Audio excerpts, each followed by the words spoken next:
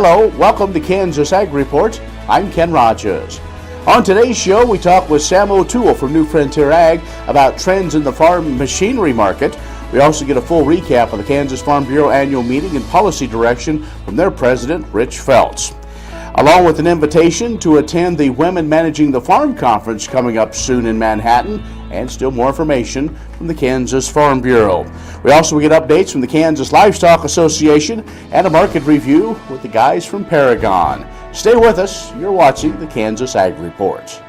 Closed captioning brought to you by The Soybean Checkoff. Progress powered by Kansas farmers. KansasSoybeans.org. Farm Bureau, a grassroots ag organization representing the state's farmers and ranchers since 1919. KFB.org. Kansas Weed Commission, leaders in the adoption of profitable innovations for weeds. Online at kswheat.com. Kansas Livestock Association, supporting our members' business interests to meet consumers' demands. KLA.org.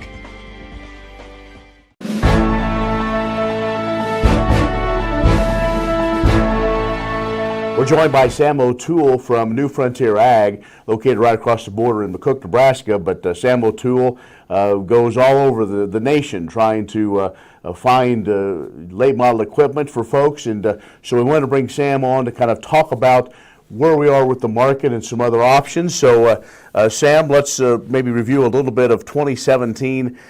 We know where the farm economy was, and so on. How was business, basically? You know, 2017 was a lot better than what we expected, what we were being told it was going to be. The equipment we're used to selling, the newer tractors, the newer combines, newer sprayers, you know, that market wasn't there. We were selling a lot, tractors were a few more years older. They were in the $150,000 to $200,000 range. A lot of ranch-style tractors in the maybe $50,000 to $120,000 range. A lot of that style stuff, a lot of tillage, a lot of just smaller dollar ticket items. Okay, so as we look at 2018, are there things on the horizon that farmers should be aware of? Any hot items that they say have a piece of equipment they're not using, or ones that maybe everybody's going to use that they need to kind of get in line for?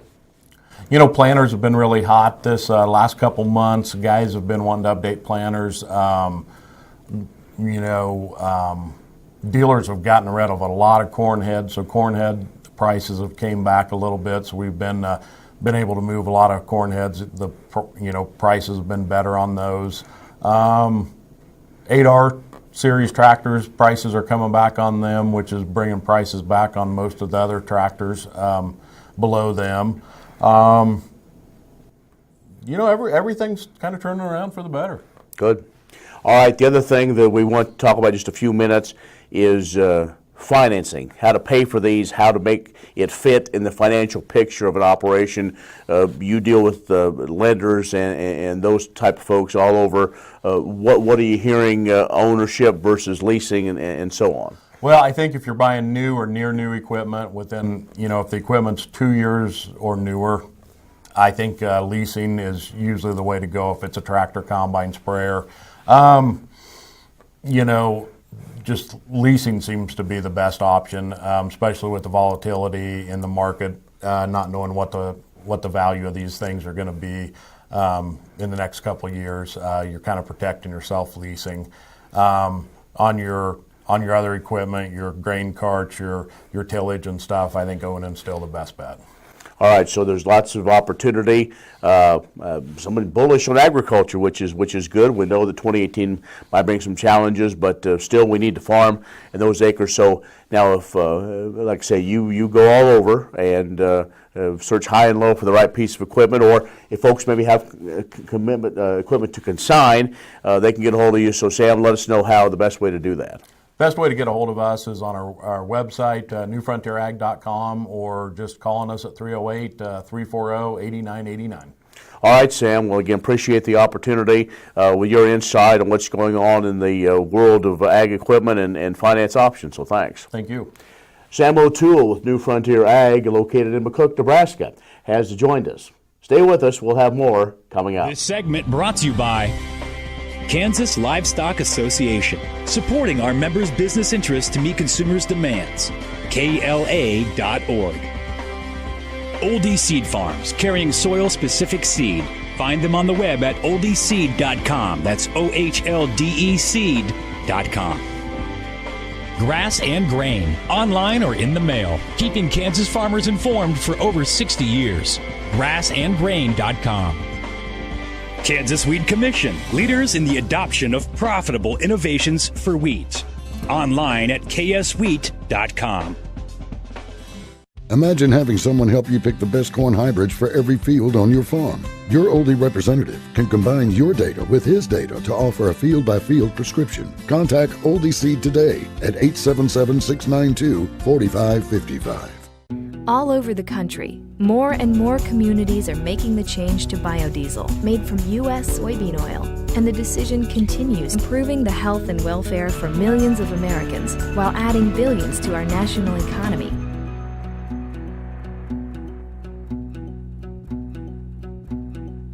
What does a brighter, more sustainable future look like in our cities and towns? And how do we get there? When New York needed an alternative fuel source to reduce carbon emissions, the city found what it needed in biodiesel made from U.S. soybean oil.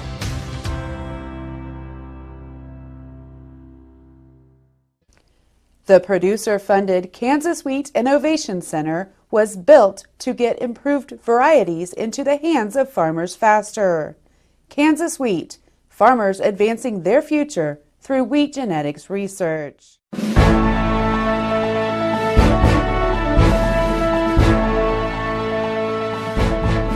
Well, we're joined by Rich Phelps, who is the president of the Kansas Farm Bureau. And Rich, we want to kind of review and look ahead as we wind up another year. Just a few weeks ago, you met in Manhattan for your annual meeting. Give us some highlights. Okay, but before I start with that, our 99th annual Kansas Farm Bureau meeting. So yes, we did have some highlights. Opportunity to recognize individuals that's contributed a lot to Kansas agriculture, recognize our farm families, have some great speakers in, and then conclude with our policy process.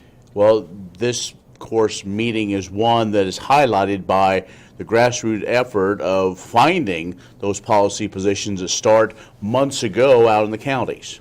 Well, and we pride ourselves in our process. That you're exactly right, Ken, that we have any individual can surface issue to their county. We work through a district process, forward it to our resolutions process, and then our delegates from across the state have the opportunity to ratify that at our annual meeting. We're going to talk about some of those and look forward to in just a little bit. But let's go to some of the highlights of the convention. Had recognition of some families and some individuals, and also an opportunity to always gain some insights from some of the industry leaders as well as some great Kansans. Well, we did, and you mentioned our families around the state. We do recognize 10 families as Farm Families of the Year that have contributed to agriculture, contributed to Farm Bureau, and we can't forget they're great contributors to their community as well. We've had the opportunity to acknowledge some distinguished award people, and then I think it's important too that we always have good presenters come in for a meeting like that, and we weren't shortchanged this time. Senator Jerry Moran was in the first evening and did a really fantastic job of talking about some of the issues. And you got to remember at that time, tax reform was just about ready to take a vote. So did a phenomenal job of talking through that issue and followed up with Congressman Marshall then as well. But I think really to give us an overview of our policy, we had our Director of Governmental Affairs at American Farm Bureau, Mary Kay Thatcher, came in and told a little bit about the demographics of the makeup of our Congress and Senate and some of the challenges that we have with getting a vote on anything, not just these particular issues. Also, some breakout sessions. That's kind of one of the highlights where maybe you can learn something new you didn't know, whether it be helping directly on your farm or maybe different policy things or things coming down the road. Well, as we know, water's becoming more and more of an issue across the state, and we did have Bert Griggs here that had a water station that They had standing room only in there. We had Roger McCowan come and talked about transitioning. And then one of the highlights for some people is we had Chef Ali to come in and talk about holiday food. So those type of activities, always a draw and are very informative for our membership that shows up. We're talking with Rich Feltz, the president of the Kansas Farm Bureau. We're going to take a break and talk about the resolutions process and policies of the Kansas Farm Bureau. So stay with us. We'll have more coming up. This segment brought to you by Farm Bureau, a grassroots ag organization representing the state's farmers and ranchers since 1919. KFB.org. Oldie Seed Farms, carrying soil-specific seed. Find them on the web at oldieseed.com. That's OHLDE seed.com. Grass and Grain, online or in the mail, keeping Kansas farmers informed for over 60 years. Grassandgrain.com. Kansas Wheat Commission, leaders in the adoption of profitable innovations for wheat. Online at kswheat.com.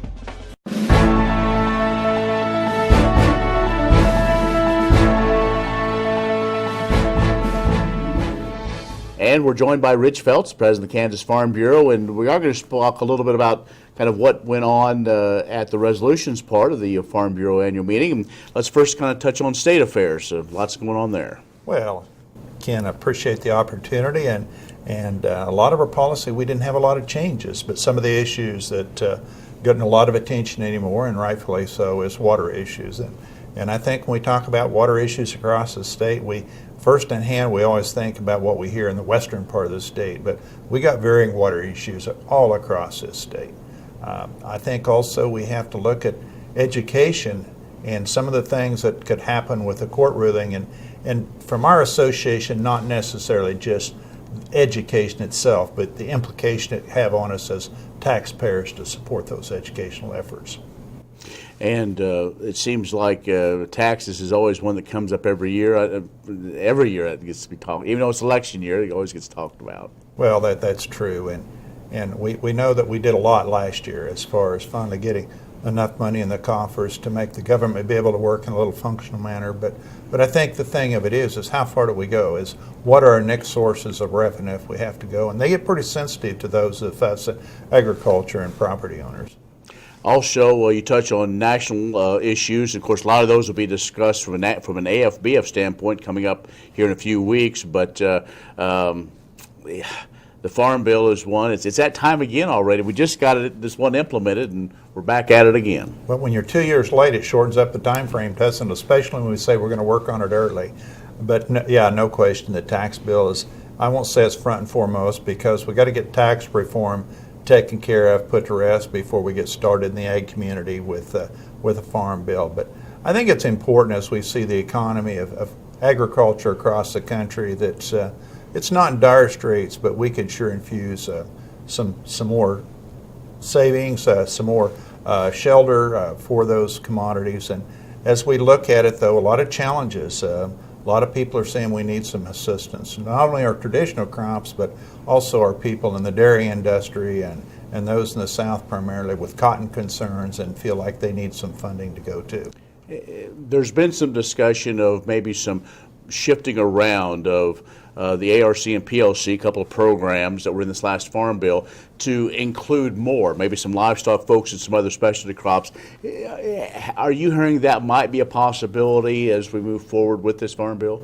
Well, somewhat, and I think there is some ideas of inclusion, but I think we also, though, that we're fixed with a fixed baseline too. So anything we do to increase funding in one area is going to decrease funding in another. I think when we talk about the Farm Bill, though, one thing that we can't exclude, though, is the conversation about crop insurance. I think the majority of us in traditional commodity production realize that crop insurance is one of the bases that we have to have a good, sound crop insurance program. All right, Rich. Well, again, congratulations getting ready for that 100th year of Kansas Farm Bureau, so appreciate your time. Well, thank you very much, Ken. Rich Feltz, president of Kansas Farm Bureau, has joined us. Stay with us. We'll have more coming up.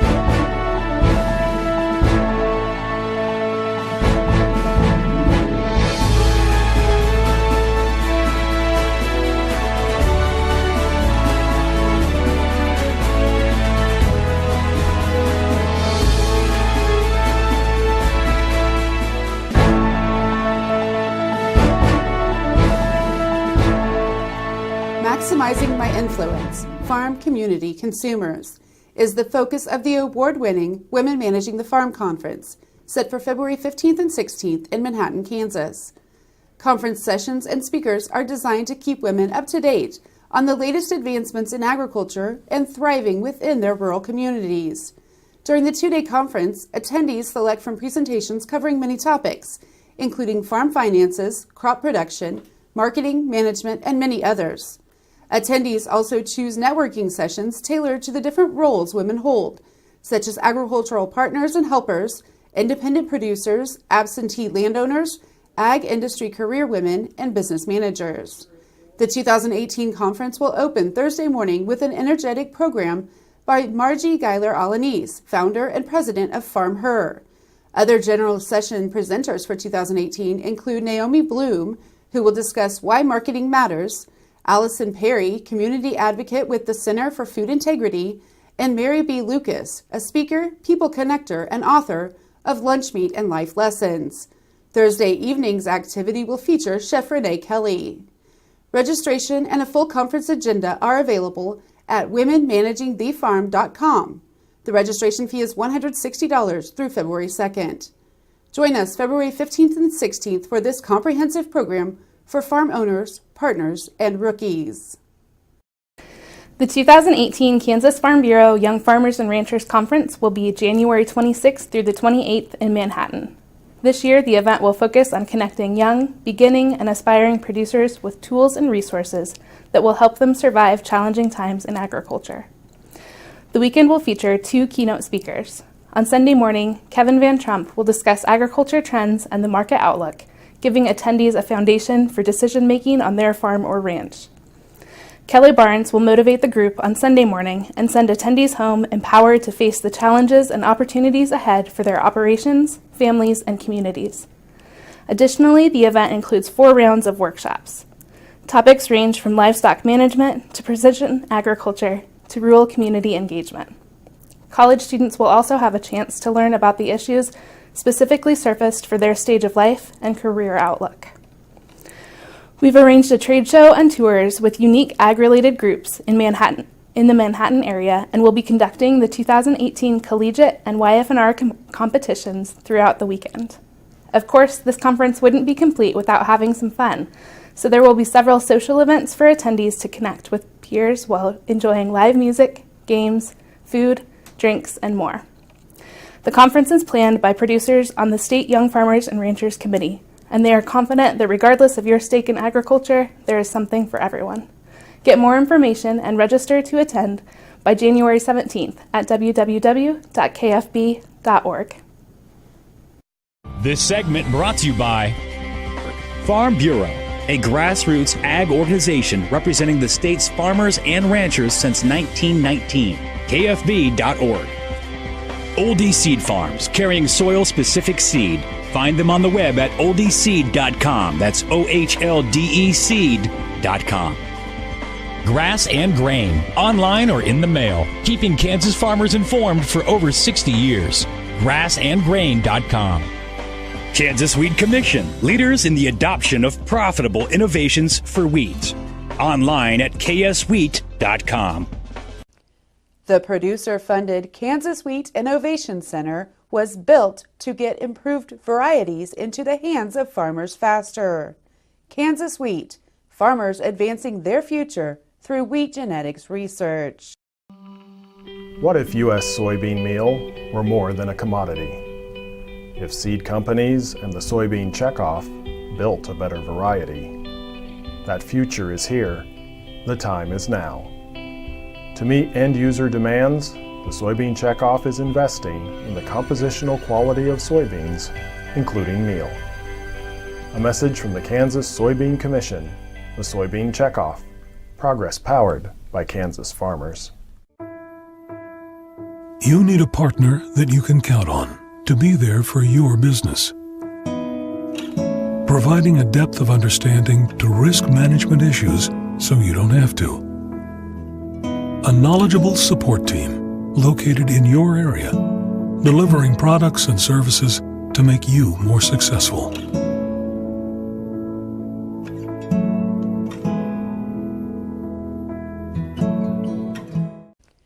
The producer-funded Kansas Wheat Innovation Center was built to get improved varieties into the hands of farmers faster.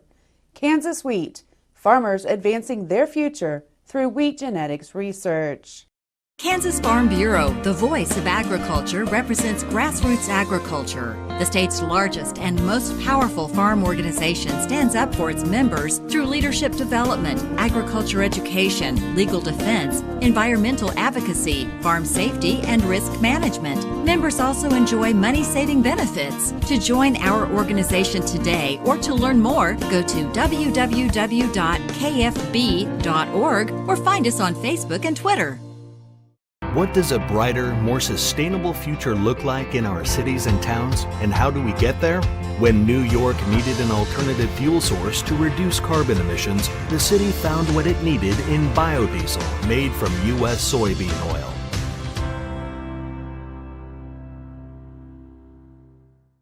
Imagine having someone help you pick the best corn hybrids for every field on your farm. Your Oldie representative can combine your data with his data to offer a field-by-field prescription. Contact Oldie Seed today at 877-692-4555. The producer-funded Kansas Wheat Innovation Center was built to get improved varieties into the hands of farmers faster. Kansas Wheat, farmers advancing their future through wheat genetics research. While the budget and education will be the primary focus for this year's Kansas legislative session, there are some ag-specific issues to be debated. Legislators will be faced with passing a new school finance law as required in a Kansas Supreme Court ruling from October 2017. The court found the new school funding bill passed by the 2017 legislature was inadequate in terms of funding and how the money was apportioned. The court has given legislators until April 30th of this year to come up with a new school finance law. The 2017 bill was funded by a state income tax increase. Meeting the court's mandate likely would require more revenue. On the agriculture front, items expected to be discussed by the legislature will include proposed changes to the state's noxious weed laws, increasing pet animal facility fees, allowing the transferability of deer permits, and monitoring agricultural zoning issues. Most of these issues were held over after not being resolved during the 2017 Kansas legislative session.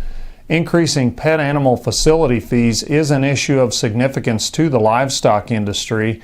If the fees are not increased, the pet animal program soon will consume most of the general fund money dedicated to the Kansas Department of Agriculture Division of Animal Health.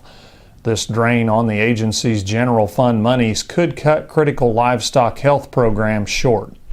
Good morning, everyone. I'm Eric Osterhaus with Paragon Ag Advisors. Well, the new year begins, and we begin the year with the highly anticipated January 12th USDA report.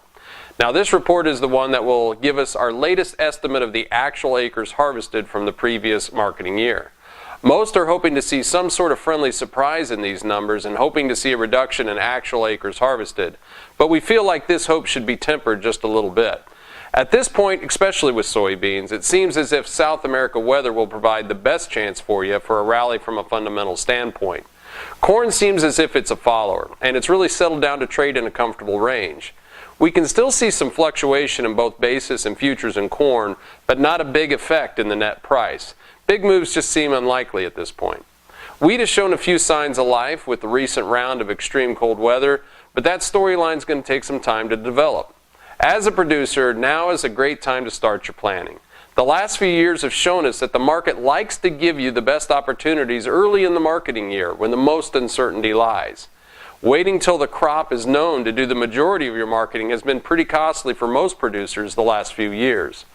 The good news is that we're going to get into that time frame where new crop prices see some moves as we add that uncertainty premium back into the markets. How to take advantage of those rallies early in the year when your production is still uncertain will once again be key.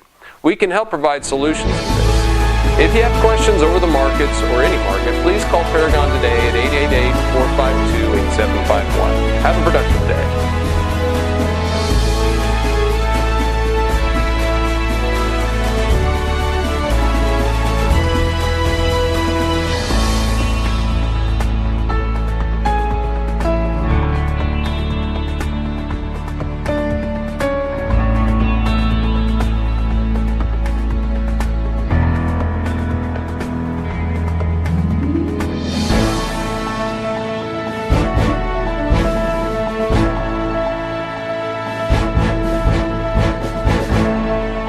Closed captioning brought to you by The Soybean Checkoff. Progress powered by Kansas farmers.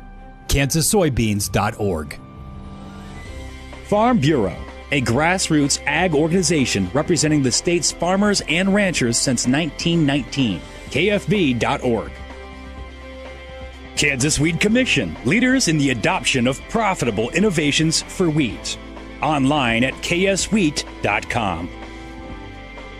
Kansas Livestock Association, supporting our members' business interests to meet consumers' demands.